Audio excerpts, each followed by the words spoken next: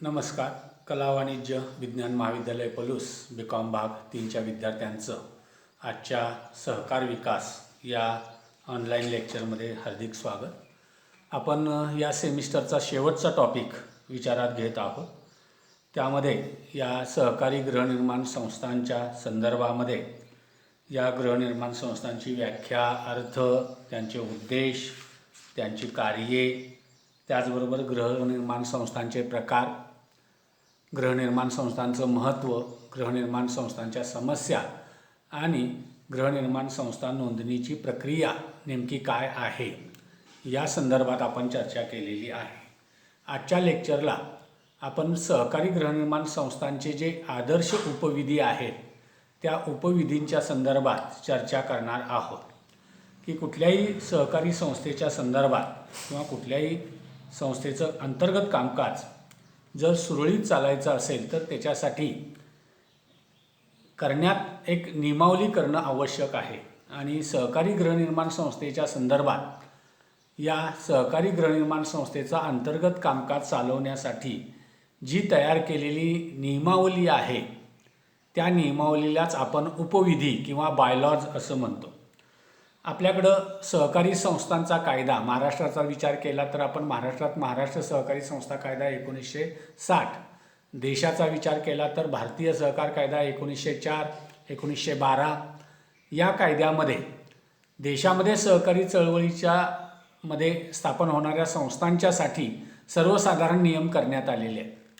परंतु या सहकार क्षेत्रामध्ये अनेक प्रकारच्या संस्था स्थापन होतात आणि प्रत्येक संस्थेचा उद्देश, कामकाजाच्या पद्धती वेगवेगळ्या असतात आणि त्या दृष्टीनं या प्रत्येक संस्थेनं आपल्या दैनंदिन कामकाजासाठी काही नियम हे सर्वमान्य असे नियम करणं आवश्यक असतं आणि अशा नियमांना सहकार निबंधकाची मान्यता घेणं आवश्यक असतं. तर असे सहकारी संस्थेच्या, विशेषतः गृहनिर्माण संस्थेच्या अंतर्गत कामकाजासाठी तयार केलेले सर्वमान्य नियम त्यालाच आपण सहकारी गृहनिर्माण संस्थांचे बायलॉज किंवा उपविधी असं म्हणतो. अर्थात महाराष्ट्र सहकार कायदा 1960 अस्तित्वात आल्यानंतर सहकारी गृहनिर्माण संस्थेचं कामकाज नियमन करण्यासाठी महाराष्ट्र सरकारने 1984 साली एक समिती नेमली आणि या समितीनं या सहकारी गृहनिर्माण संस्थांसाठी महाराष्ट्रातल्या एक आदर्श असा उपविधी तयार केलेला आहे. आणि या उपविधीमध्ये वेळोवेळी महाराष्ट्र सरकारनं सुधारणाही केलेल्या आहेत आणि त्यामुळं महाराष्ट्रात सहकारी गृहनिर्माण संस्था स्थापन होत असताना या प्रत्येक सहकारी संस्थांनी या आदर्श नियमानुसार किंवा आदर्श पोटनियमाच्या अंतर्गत आपल्या संस्थेचे स्वतंत्र असे पोटनियम तयार करावे लागतात आणि संस्था नोंदणीच्या वेळेला सहकारी निबंधकांच्याकडून त्याला मान्यता घ्यावी लागते. तर या प्रकारचे जे नियम आहेत त्यांनाच आपण सहकारी संस्थांचे पोटनियम किंवा सहकारी संस्थांचे उपविधी असं म्हणतो किंवा त्यालाच आपण बायलॉज असं म्हणतो. आता या उपविधीची नेमकी संकल्पना काय आहे, बायलॉजची किंवा पोटनियमांची नेमकी संकल्पना काय आहे, तर आपल्याला माहीत आहे की कुठल्याही संस्थेचं किंवा संघटनेचं कामकाज जर चालवायचं असेल, चांगल्या पद्धतीनं चालवायचं असेल तर अशा संस्थेच्या दैनंदिन कामकाजासाठी नियमित असे मूलभूत असे काही नियम तयार करणं आवश्यक असतं. अर्थात गृहनिर्माण संस्थासुद्धा काय याला अपवाद नाहीत. गृहनिर्माण संस्थेमध्ये अनेक प्रकारच्या व्यक्ती, समाजातल्या अनेक स्तरातल्या व्यक्ती, अनेक विचारांच्या व्यक्ती एकत्र येत असतात. त्यांची संख्या बघितली तर कमीत कमी 5 आणि जास्तीत जास्त कितीही व्यक्ती एकत्र येऊ शकतात. आणि अशा वेळेला या वेगवेगळ्या मतांच्या, वेगवेगळ्या ठिकाणच्या व्यक्ती एकत्र आल्यानंतर त्यांच्या माध्यमातून स्थापन झालेली ही सहकारी गृहनिर्माण संस्था योग्य पद्धतीनं, चांगल्या पद्धतीनं चालवण्यासाठी, संस्थेचं कामकाज सर्वांना एकत्र घेऊन करण्यासाठी मान्यताप्राप्त अशा नियमांची आवश्यकता त्यामध्ये भासते. आणि हे मान्यताप्राप्त नियम म्हणजेच सहकारी गृहनिर्माण संस्थांचे उपविधी आहे. अर्थात महाराष्ट्र सहकारी संस्थेचा जो कायदा आहे त्या कायद्यामध्ये उपविधीची व्याख्या केलेली आहे. आणि उपविधी म्हणजे काय, तर अधिनियमाशी सुसंगत असलेले आणि त्यावेळी अंमलात असलेल्या अधिनियमाद्वारे नोंदलेले आणि तीत उपविधीच्या अशा नोंदलेल्या सुधारणांचा समावेश होतो असे जे नियम आहेत त्याला आपण सहकारी गृहनिर्माण संस्थेचे उपविधी असं म्हणतो. अर्थात महाराष्ट्रामध्ये नोंदणीकृत होणाऱ्या प्रत्येक गृहनिर्माण सहकारी संस्थेला सहकार संस्था कायद्याच्या चौकटीत राहून स्वतःचे नियम त्या ठिकाणी तयार करू शकतात. अर्थात सदर उपविधी हा संस्था आणि संस्थेचे सभासद यांच्यातला एक करार असतो आणि त्या करारानुसार सभासद आणि संस्थेनं आपापलं कामकाज करणं आवश्यक असतं. सदर उपविधींना ही सहकार निबंधकाकडून मान्यता घेण्यात आली असते. ज्यावेळेला संस्था स्थापन होत असते त्यावेळेला हे उपविधी सहकार निबंधकाकडे मान्यतेसाठी दिले जातात आणि त्याच्या मान्यतेनं असे उपविधी मंजूर केले जातात आणि त्यामुळं या उपविधींचं पालन करणं हे प्रत्येक सहकारी गृहनिर्माण संस्थेच्या कारभारामध्ये बंधनकारक असतं. आणि कायदेशीरदृष्ट्या विचार केला तर उपविधीमध्ये वेळोवेळी करण्यात आलेले जे बदल आहेत ते बदलसुद्धा या सहकार निबंधकाच्या मान्यतेनं करावे लागतात. तर या पद्धतीनं सहकारी संस्थांचे उपविधी किंवा गृहनिर्माण संस्थेचे उपविधी म्हणजे काय ही संकल्पना आपल्याला विचारात घेता येईल. त्यानंतर या सहकारी गृहनिर्माण संस्थांच्या उपविधीचा इतिहास आपल्याला थोडासा विचारात घ्यायला लागेल. भारताचा विचार केला तर भारतामध्ये 1904च्या कायद्यानं अधिकृत अशी सहकारी चळवळ सुरू झाली. परंतु 1904च्या कायद्यामध्ये आपल्याला इतर सर्व प्रकारच्या सहकारी संस्था स्थापन करता येत नव्हत्या. केवळ पतपुरवठा संस्था स्थापन करता येत होत्या आणि त्यामुळे 1912च्या कायद्यामध्ये ही त्रुटी दूर केली आणि सर्व प्रकारच्या सहकारी संस्था स्थापन करायला भारतात परवानगी मिळाली. त्यानंतर 1915 साली पहिली भारतातली सहकारी गृहनिर्माण संस्था मुंबई प्रांतामध्ये त्या ठिकाणी सुरू झाली आणि त्यानंतर ब्रिटिश सरकारनं गृहनिर्माण संस्थांच्या नियमनासाठी 1922ला एक नमुना पोटनियम जारी केला आणि त्याला यू पत्रक असं नाव दिलं आणि या यू पत्रकाच्या माध्यमातून या सहकारी गृहनिर्माण संस्थांचे नियम त्या ठिकाणी ब्रिटिश सरकारनं जाहीर केले. 1960पर्यंत म्हणजे महाराष्ट्र स्वतंत्र होईपर्यंत आणि महाराष्ट्रातला सहकारी संस्थांचा कायदा पारित होईपर्यंत हेच यू पत्रक सहकारी गृहनिर्माण संस्थांच्या नियंत्रणासाठी वापरलं जातं. 1960 नंतर मात्र आपल्याकडं सहकारी गृहनिर्माण संस्थांची संख्या मोठ्या प्रमाणात वाढायला लागली आणि त्यानंतर महाराष्ट्र सरकारनं या सहकारी गृहनिर्माण संस्थांच्यासाठी 1984ला स्वतंत्र असे आदर्श पोटनियम त्या ठिकाणी तयार केले आणि 97व्या घटनादुरुस्तीनंतर 2013मध्ये हे आदर्श पोटनियम महाराष्ट्र सरकारची जी सहकार खात्याची जी वेबसाईट आहे महाराष्ट्र आयुक्त या वेबसाईटवर त्या ठिकाणी हे पोटनियम त्या ठिकाणी प्रसिद्ध करण्यात आलेले आहे. तर या पद्धतीनं ही जी महाराष्ट्र सरकारची वेबसाईट आहे सहकार आयुक्त .महाराष्ट्र.gov.in या वेबसाईटवर हे आदर्श गृहनिर्माण संस्थांचे जे पोटविधी आहेत पोट नियम आहेत ते उपविधी त्या ठिकाणी प्रसिद्ध केलेले आहेत आणि सर्व लोकांना पाहण्यासाठी ते पोटनियम खुले आहेत.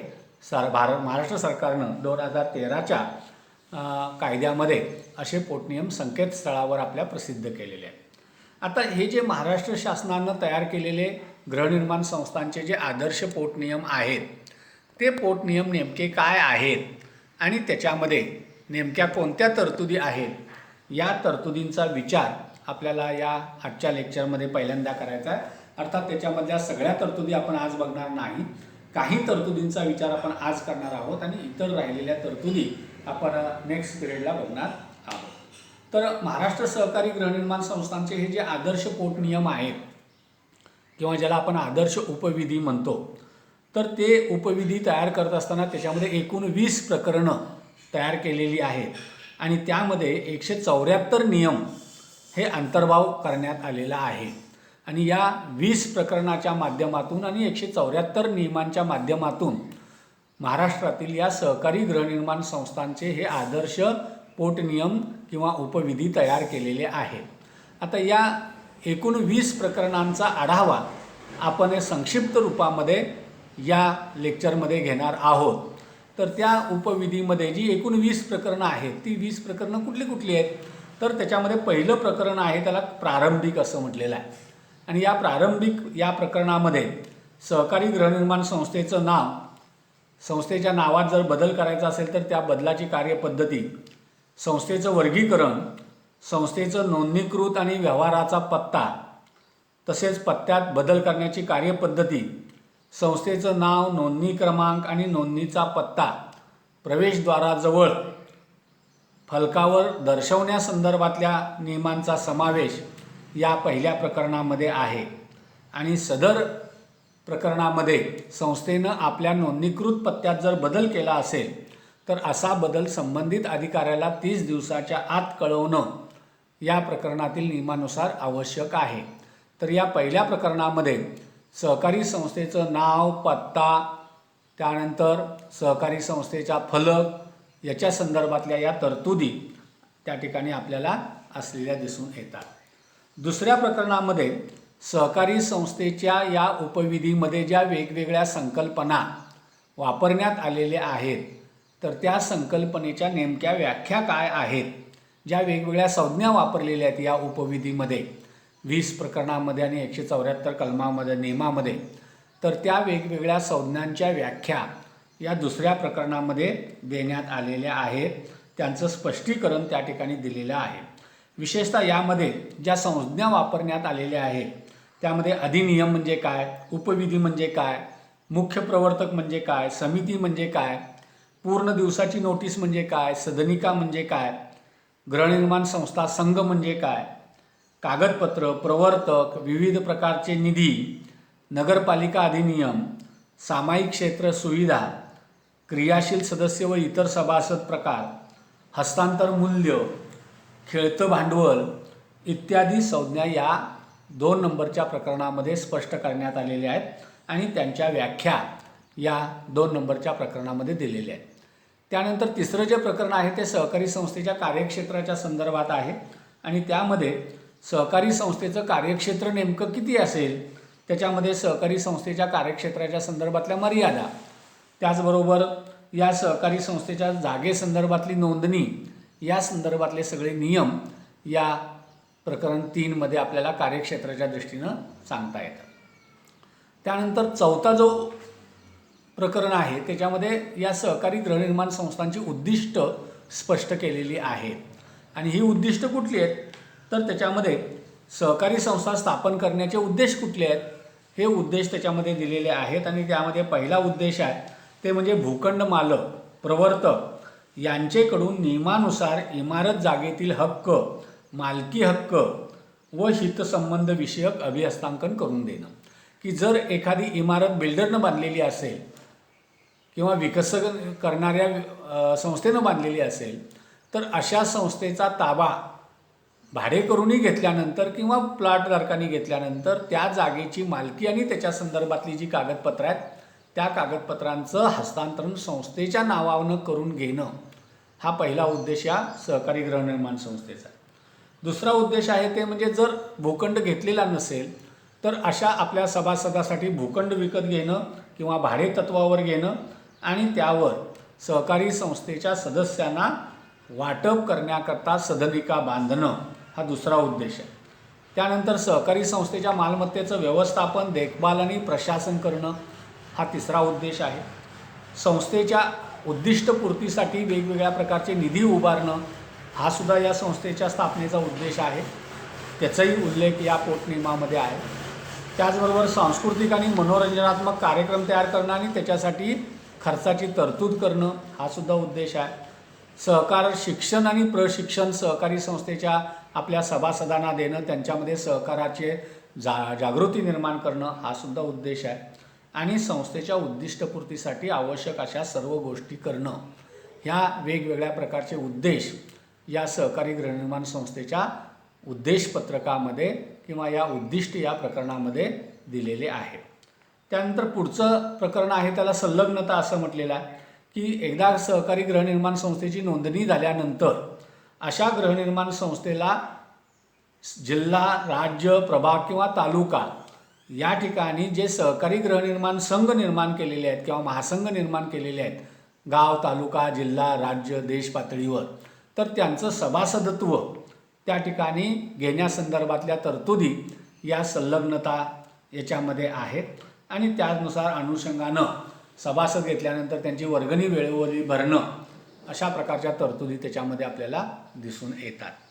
त्यानंतर पुढची जी तरतूद आहे ती आहे सहकारी संस्थेच्या निधी उभारणे, निधीचा वापर आणि निधीची गुंतवणूक या संदर्भात आहे. तर त्याच्यामध्ये सहकारी संस्थेनं आपला निधी वापरल्यानंतर या निधीची गुंतवणूक कशी करावी याच्या संदर्भात साधारणतः 7 पोट नियम आहेत. आणि या 7 पोट नियमामध्ये निधीचा वापर, निधीचं गुंतवणूक आणि निधीचं उभारणी याच्या संदर्भातल्या तरतुदी या प्रभागामध्ये दिलेल्या आहेत, या विभागामध्ये दिलेल्या आहेत. तर त्याच्यामध्ये पहिला आहे ते म्हणजे निधीची उभारणी. सहकारी संस्था आपल्याला आवश्यक असलेला निधी, प्रवेश शुल्क, भागविक्री, कर्ज, ठेव, त्याचबरोबर ऐच्छिक देणगी, त्यानंतर इमारत अंशदान आणि मोकळ्या जागा भाडेपट्टीनं देऊन किंवा परवानगी दिलेल्याने अन्य पद्धतीनं उभारता येतील. तर या संदर्भात निधीची तरतूद त्या पोटनियमामध्ये आहे.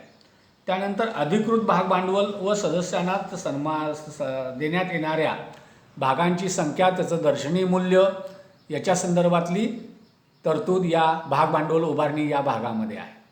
त्यानंतर दायित्व मर्यादा, की सहकारी संस्थेचं दायित्व जे आहे ते विशेषतः कर्जाच्या बाबतीमध्ये आणि ठेवीच्या बाबतीमध्ये संस्थेचं दायित्व आणि सभासदांचं दायित्व हे त्याच्यामध्ये निश्चित करण्यात आलेलं आहे. त्यानंतर राखीव निधी उभारणी हा पोटनियमातला भाग आहे, की सहकारी संस्थेला कायद्यानं स्वतंत्र अस्तित्व आहे आणि सहकारी संस्थेच्या भविष्यातील तरतुदीसाठी कायद्यातील तरतुदीनुसार राखीव निधीची उभारणी या सहकारी संस्थेनं करणं बंधनकारक आहे. तर त्याच्या संदर्भातल्या तरतुदी या नियमामध्ये आहे. तसंच कायद्यानं बंधनकारक असणाऱ्या राखीव निधीबरोबरच सहकारी संस्थेच्या दैनंदिन कामकाजासाठी किंवा भविष्यकालीन गरजासाठी इतर अनेक प्रकारचे निधी सहकारी संस्थांना उभारावे लागतात. तर ह्या गृहनिर्माण संस्थांनी इतर कोणकोणते निधी उभारावेत त्याच्या संदर्भातल्या तरतुदी त्याच्यामध्ये आहेत. आणि त्याचबरोबर सगळ्यात महत्त्वाचं म्हणजे निधीचा विनियोग, की सहकारी संस्थांच्या माध्यमातून उभे करण्यात आलेले जे निधी आहेत त्या निधीचा वापर कशा पद्धतीनं करायचा आहे आणि त्या नियमांना सभासदांची मंजुरी घ्यायची आहे त्याच्या संदर्भातले तरतूद त्याच्यामध्ये आहेत. आणि सगळ्यात महत्त्वाचं म्हणजे सदर नियमामध्ये सहकारी संस्थेनं गुंतवलेले गोळा केलेले हे जे निधी आहेत, ज्या वेगवेगळ्या तरतुदी निधीच्या केलेल्या आहेत, तर या निधीमध्ये गुंतवलेली जी रक्कम आहे त्या रकमेची गुंतवणूक कुठं करायची याच्या संदर्भातल्या तरतुदी या सदरच्या पोटनियमामध्ये आहे. तर या पद्धतीनं सहकारी गृहनिर्माण संस्थेचे आदर्श जे पोटनियम आहेत या पोटनियमातल्या या पहिल्या 7 भागांचा किंवा 7 प्रकरणांचा संक्षिप्त विचार आपण केलेला आहे. इतर राहिलेले जे उपविधीतले प्रकरणं आहेत त्याच्या संदर्भातली चर्चा आपण उद्याच्या तासाला करूया. या ठिकाणी आपण थांबूया. सर्वांनी घरी राहा, सुरक्षित राहा. आपल्या परीक्षेचं वेळापत्रक आपल्याला दिलेलं आहे, सर्वांनी फॉर्म भरलेलेच असतील, त्यानुसार आपण अभ्यास करायला सुरुवात करा. सर्वांनी घरी राहा, सुरक्षित राहा. धन्यवाद.